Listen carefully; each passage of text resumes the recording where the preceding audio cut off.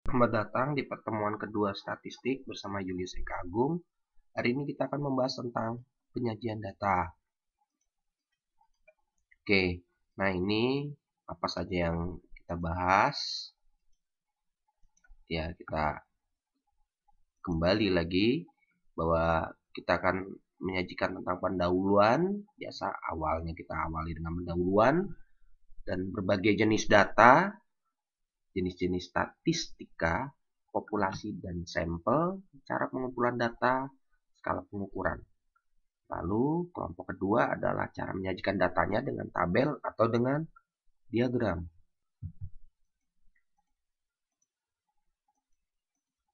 Nah, data sangat berbeda dengan informasi. Contoh adalah foto. Foto bagi tukang sayur itu hanya jadi bungkus, tapi bagi Anda bisa sesuatu yang bermakna, misalnya foto pacar atau foto keluarga. Nah, dalam hal ini kita memakai bukan informasi tetapi data dulu karena kita mau menganalisis. Karena itu data bisa berupa angka atau bisa bukan angka. Nah, data yang dinamakan data kuantitatif jika nilainya bisa berubah-ubah atau disebut dengan variabel. Nah, kita bisa lihat ini contohnya data diskrit.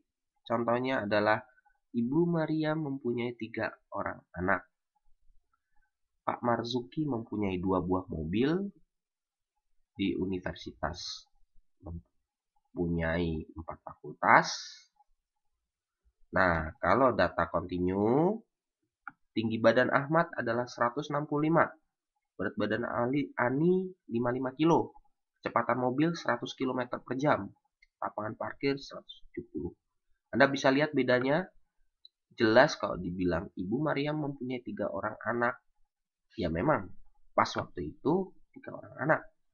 Tapi dibilang tinggi badan Ahmad 165 itu ya bisa saja 2 hari 3 hari lagi atau seminggu 2 minggu tinggi Ahmad tidak 165. Berat badan Ani juga sama, bisa saja sekarang Ani jadi gembrot atau jadi kurus. Nah, kalau di atas relatif mungkin Ibu Maryam bisa punya 4 anak, tetapi waktunya lebih panjang.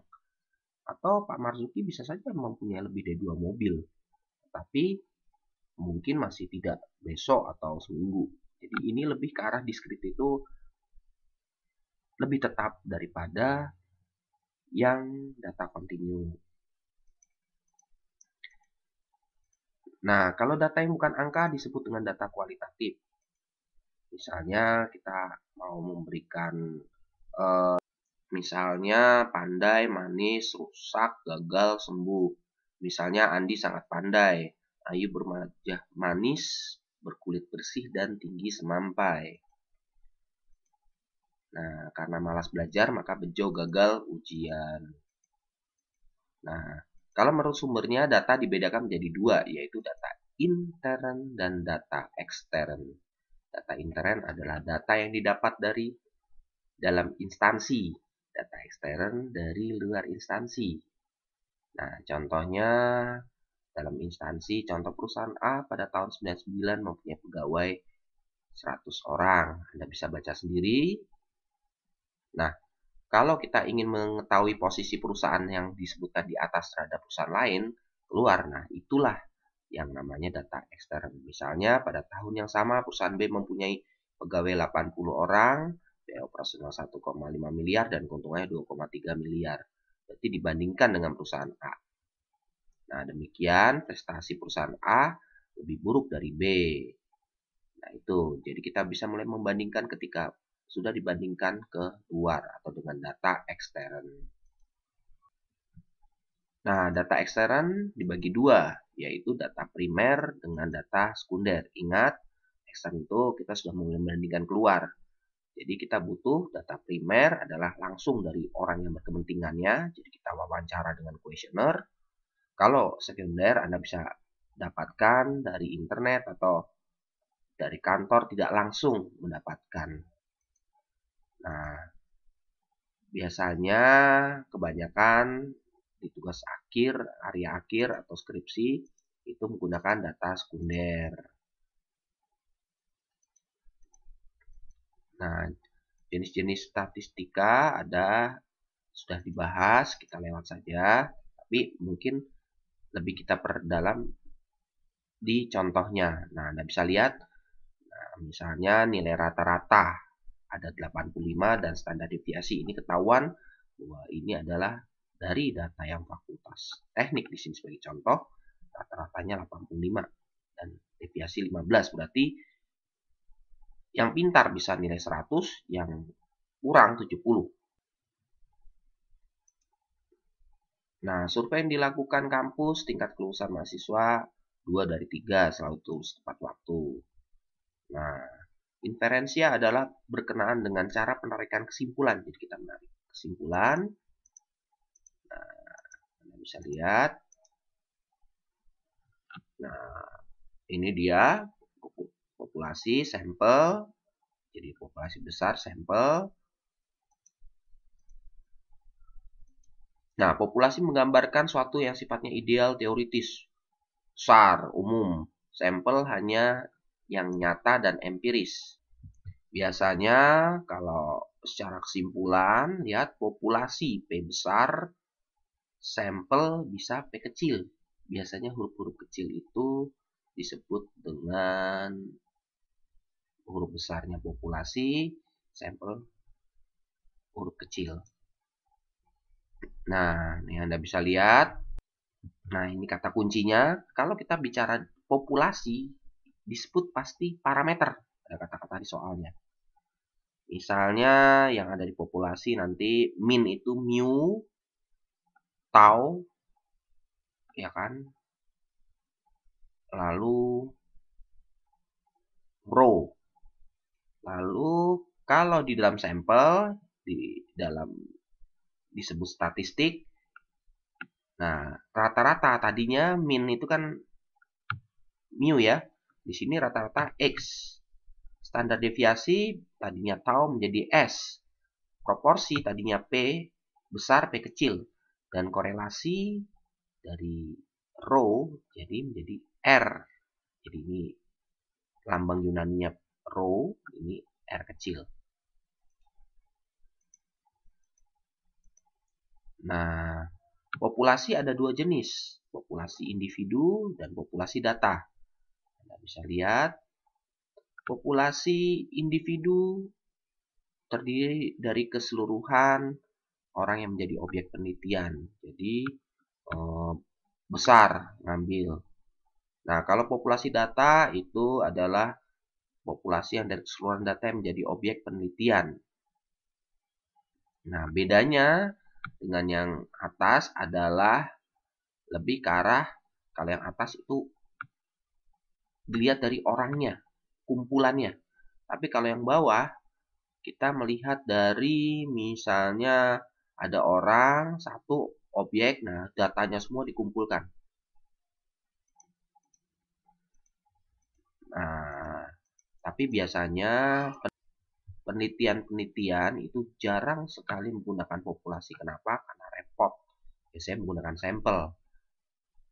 Nah, kita bisa baca alasannya memang waktu, dana, datanya, nah lebih repot.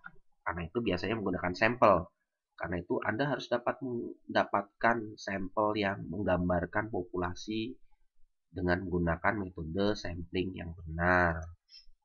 Nah, ini contoh. Kita menggunakan statistik. Nilai X rata-rata hitung. Berarti X tadi sampel ya. Nah, untuk menduga parameter dari populasi. Nah, S kecil, standar deviasi. Nah, itu digunakan atau kalau tahu kan di populasi itu untuk menduga dan menguji parameter rho. Ya. Sorry, bukan rho, tau di sini. Nah, R itu dari rho-nya atau menguji dari korelasinya.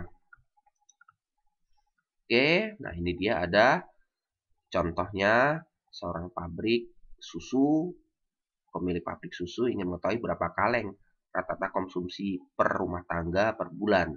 berarti ada 1000 rumah tangga. Berarti ini disebut populasi N besar, karena kan 1000. Nah, untuk menghemat tenaga, biaya dan waktu, maka hanya diambil 100 rumah tangga saja, berarti N kecil 100. Nah, dari 100 rumah tangga tersebut, diperoleh rata-rata konsumsi sebesar 55 kaleng dan 65 kaleng. Karena tidak semua RT diselidiki, maka hasil penelitian merupakan perkiraan atau estimasi. Rata-rata sebenarnya tidak diketahui, tapi berdasarkan sampel bisa disimpulkan bahwa rata-rata sebenarnya akan terletak antara 55 dan 65 karena kita ambil dari sampel. Dengan keyakinan data ini atau tingkat kepercayaan ini sesuai dan memang mengambil datanya benar. Nah, cara mengumpulkan data dengan wawancara, langsung bikin kuesioner, ya kan? Observasi kita ngamati sendiri, kita melakukan tes, dan metode proyektif. Misalnya, metode proyektif adalah mengumpulkan data dengan menganalisis suatu karya. Kita lihat lukisan, bagus atau tidak. Nah, penyajian data Anda, jika setelah datanya didapatkan, kayak seperti kemarin SAP ya. Nah, Anda membuat sajikan data menggunakan secara sistematis, pakai tabel, rapi, kita urutkan supaya orang dapat membacanya dengan mudah. Nah, biasanya ada dua cara, Anda pakai tabel atau menggunakan tabel atau pakai grafik. Nah, biasanya enakan pakai grafik. Artinya orang lebih senang yang tampilan visual. Daripada dijelaskan, lebih enak nonton seperti penyajian video ini. Nah, Anda bisa lihat, kalau menurut waktu pengumpulan adalah Anda dikumpulkan, misalnya data keuangan perusahaan tahun 2007. Jadi biasanya pengumpulan data itu pakai tahun atau berkala, Anda bisa lihat. Nah, karena berkala, misalnya di sini dari tahun berapa sampai tahun berapa, kita akan bisa melihat nanti tren, ya seperti yang di SAP. Ya, nanti setelah tren baru belakangnya adalah pasti kita akan lakukan peramalan. Nah, kita lihat ini cara penyajian data dengan tabel. Nah, Anda bisa lihat ini namanya baris, yang horizontal, yang vertikal itu namanya kolom. Nah, ini ya, kita ulang lagi, dilihat. Nah, ini Anda lihat sendiri, seperti kayak uang aja, diputer, kayak Oreo, iklan Oreo, ya. Tuh, Anda bisa lihat ini judul kolom, ini badan tabel. Nah, sekarang nih contohnya, contoh tabelnya, tuh kayak gini, ya. Nah, kita lanjut aja. Jenis-jenis tabel, ada yang tabel satu arah, ya, satu. Nah, ada tabel dua arah. Jadi maksudnya satu arah tadi hanya satu bagian dibandingkan dengan bagian lain. Kalau dia ada WNI, WNA, Anda bandingin. Nah, ada tabel yang 3 kategori. Nah, ada golongan, ada usia, bukan sarjana, ada gabung. Nah, kalau data pakai grafik ada garis, batang, lingkaran, dan gambar. Nah, ini yang contoh garis. Tadi kita lihat tuh garis. Nah, jadi dari tabel yang dibentuk kita buat grafiknya. Nah, kita bisa lihat naik. Nah, ini batang, ini tabelnya. Anda bisa bikin ini nama lainnya juga histogram, kayak histogram. Nah, ada yang pie lingkaran tadi seperti di pertemuan pertama ada. Nah, sekarang tugasnya nanti Anda boleh bikin dari tabel, Anda membuat tabelnya dari data lalu dibikin grafiknya. Oke, terima kasih. Ya, terima kasih Anda telah menyaksikan video bagian kedua dari penyajian data. Semoga dapat dimengerti. Sampai ketemu di pertemuan selanjutnya.